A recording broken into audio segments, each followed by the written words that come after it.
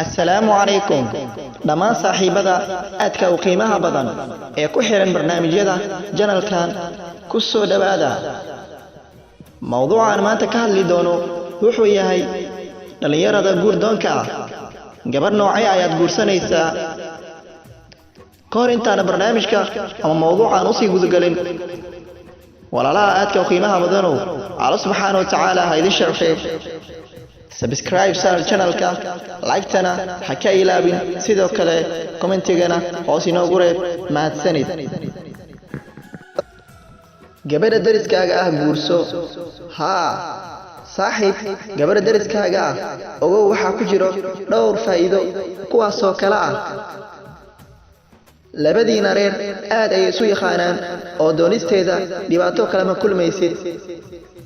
uma baahnid inaad telefoon kala hadashid maxaa yeelay habeen iyo maalinba waad is arki kartaan iyadoo aan make up marsan waad taqaan midabkeeda dhabta ah markay xanuunsato waad soo booqan kartaa lacalla haddii aad isfurtaan caruurtaada waad arkaysaa mar walba iyagoo wadada ku ciyaaraya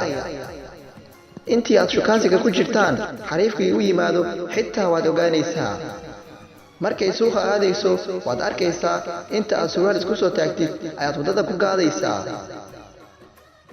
waxba uguma baahnid inay sawir kuu soo dirto maxaa yeelay iyadoo bilicsan oo biyo daadinayso ayaad arkaysaa haddaba walaalkaygiiyo ama dhalinyarada guurdoonka ah waa inaad samaydaan taladani aad si wanaagsan u qaadataan haddii aad doonaysaan inuu guurkiinu hagaago mahadsanid